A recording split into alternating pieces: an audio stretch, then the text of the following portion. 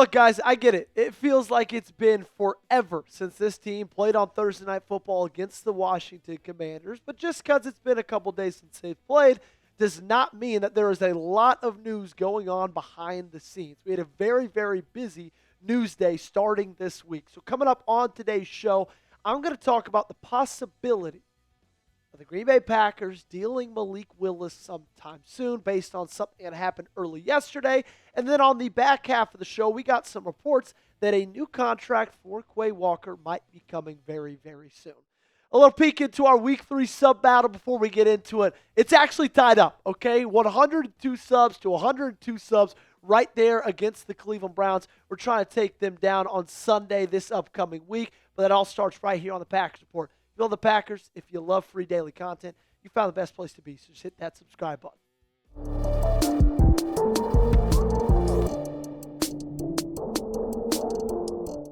So I know we already discussed a Joe Burrow injury, right? We already discussed the Joe Burrow injury on yesterday's show. The thing is, though, when a big injury like that happens to one of the NFL's biggest player, a chain reaction then occurs, right? And we all know what happened yesterday with Cincinnati. It was reported yesterday morning, very, very early, by ESPN's Adam Schefter that Joe Burrow suffered a bad toe injury on Sunday, and he's going to be out at least 3 months because he's electing to have surgery. And then right after that report, we found out that the Bengals have been calling around to other free agent quarterbacks since Joe Burrow's injury, knowing that they will have to add at least one more to their roster. Well, they were busier today because they signed a couple of guys to the practice squad. Former Green Bay Packer quarterback Sean Clifford and Mike White, a guy who has bounced around pretty much every single team, it feels like, in the National Football League. But I don't think that they just stopped with signing Sean Clifford and Mike White. I've got a feeling that a bigger move might be coming this week, and if not this week, maybe the next coming weeks, because a part of their calls out to free agents, Easton Butler was the one that reported this yesterday, they also called about Packers backup quarterback Malik Willis.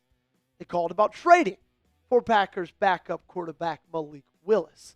So what we know as of right now, that the Cincinnati Bengals are at least interested in Willis, or were at least interested in Willis. When they all sat down yesterday as a front office, as a coaching staff, and they talked about their plan moving forward, apart from Joe Burrow, Malik Willis's name was mentioned, and it was liked enough pick up the phone, call Brian Gutekunst, and just see what was going on there. So that happened, and then, this is the really interesting part, the Packers released the names of players that they worked out yesterday at practice. Guys that they came to basically, I don't want to say try out, but guys that they invited to practice to see how they look, to see if they possibly want them to be an addition to their team.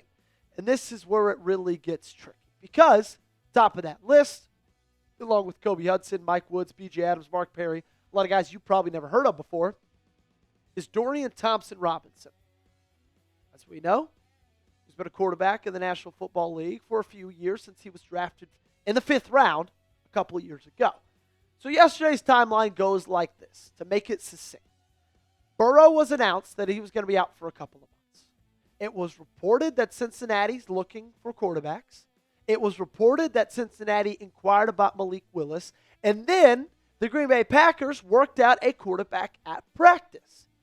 So in my opinion, I don't want to draw conclusions from everything, but it's not crazy to think that maybe the Packers are somewhat interested in dealing Malik Willis if Cincinnati sometime soon ups their offer. And so that's why they brought DTR to the practice field to see how he might be as a backup quarterback.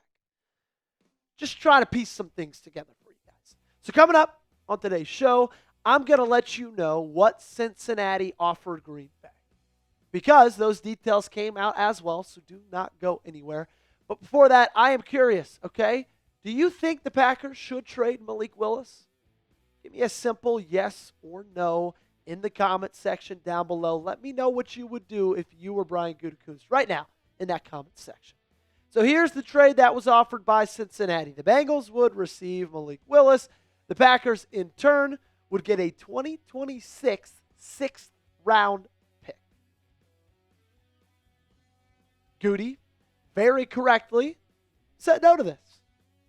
I like to imagine it's an old school, flip phone, and he slams the phone shut, shoves it in his pocket. Maybe he gets so mad that they only offered a 6, he breaks that thing right in half. There's no chance, okay? I'm giving up Malik Willis for a 6th round. Especially when last year you saw how much he meant to this team. This team's not making the playoffs last year if Malik Willis doesn't come in and play like he played when Jordan Love went down with an injury. And I love Jordan Love. I think he is the outright starter on this team. I don't even think it should be a conversation whether or not him and Malik Willis, who should be the starting quarterback. But we also know that Jordan Love has a little bit of an injury history. Had to miss some games last year. Dealt with an MCL, a groin, an elbow injury. And so it's nice to have Malik Willis there as a backup kind of insurance policy. When talking about trading away Malik Willis, I would need at least a 4th round selection. And I know to some people that might sound ridiculous in itself, a 4th round pick for Malik Willis. And I get it, right? We love him. We're so appreciative for what he was able to do for this team last year. Lead this team to a couple victories. But let's be real.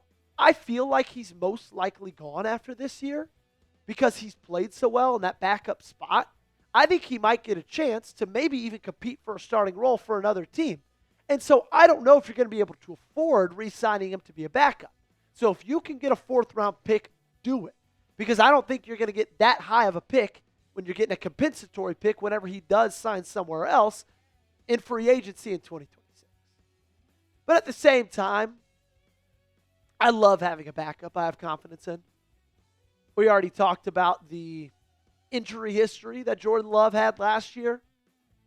And while I have the utmost confidence in him this year, that can always rear its ugly head. And if that happens, you want to have a backup quarterback you're confident can go out there and lead this team to a victory. So the case with Cincinnati, why I'm not ruling out the trade, because, they signed a couple of quarterbacks to their practice squad. I don't think they're done. Because I wouldn't rule out a higher offer coming from Cincinnati in the future if they feel like they can compete. Right? Say Mike White goes out there. Sean Clifford goes out there. Hell, maybe it's even Jake Browning. And everybody around him is playing up to par, but that quarterback's not doing enough. And they feel like, you know what? We can still make it to the playoffs. We just need somebody to hold us over until Joe Burrow gets back. Maybe they up that offer from a 6th round. You let me know down below. Would you accept a 4th round pick for Malik Willis, though? Okay, if you would, go ahead, type A for accept, and if you wouldn't, type D for decline, and also let me know what you would take if you were going to trade for him. Coming up on today's show, we got to talk about that Quay Walker extension because Easton Butler was busy yesterday. He also talked that news, broke that news. Before that, of course, we got to tell you about our favorite sponsor.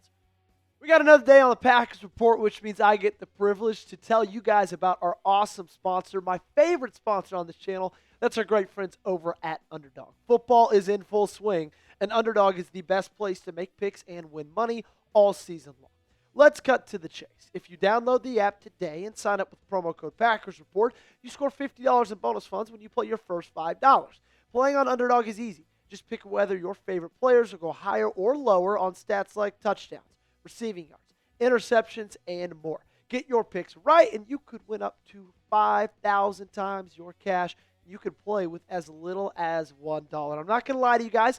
I'm on a little bit of a heater right now with our friends at Underdog, so I got to show you my Underdog lineup for Sunday's game against the Cleveland Browns. I got the higher on Jordan Love, 1.5 passing touchdowns, the higher on Tucker Kraft, half a receiving touchdown, and give me the lower on Joe Flacco, 1.5 passing touchdowns. Download the app today and sign up with promo code Packers Report to score $50 in bonus funds when you play your first $5. That's promo code Packers Report. Millions of fans have already won billions making picks on Underdog. Will you be next? Underdog, make picks, win money. Must be 18 or older, 19 or older in Alabama and Nebraska, 19 or older in Colorado for some games, 21 or older in Arizona, Massachusetts, and Virginia, and present in a state where Underdog Fantasy operates. Terms apply. See assets.underdogfantasy.com/web/play. Get terms_dfs_.html for details. Offer not valid in Maryland, Michigan, New Jersey, Ohio, and Pennsylvania. Concerned with your play? Call 1-800-GAMBLER or visit www.ncpgambling.org. In New York, call the 24/7 Hope line at 1-877-8-HOPE-NY or text HOPE-NY to 467-369.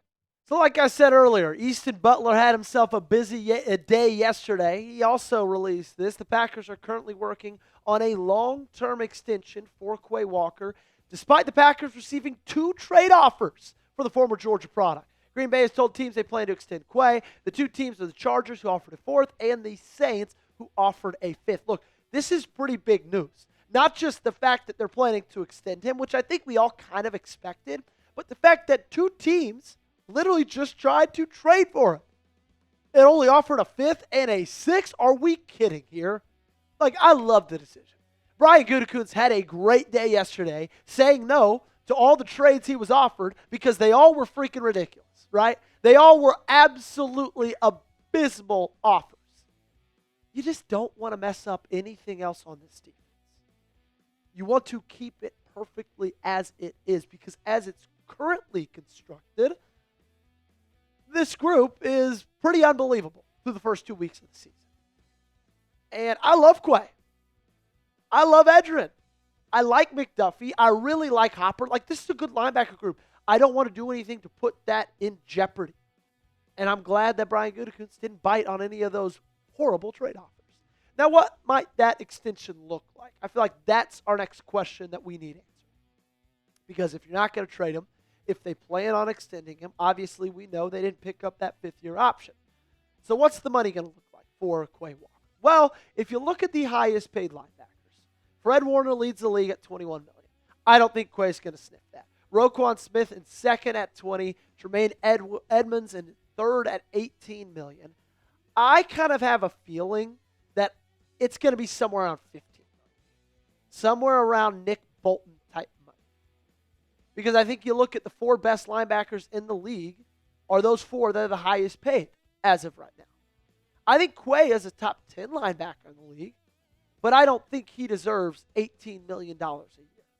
I think $15 million is plenty for Quay Walker, and hell, it might even be less than that. What would you pay Quay per year? Let me know in the comment section down below.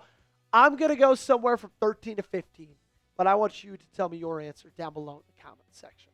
That's going to do it for today's show. Appreciate you guys, as always, for stopping by, hanging out. This is my favorite part of every day, getting to cover this team for the faithful Cheeseheads. Make sure you got me followed on Twitter and Instagram. And if you're not already subscribed, you got to change that today. Daily videos, all 100% free right here on the Packers.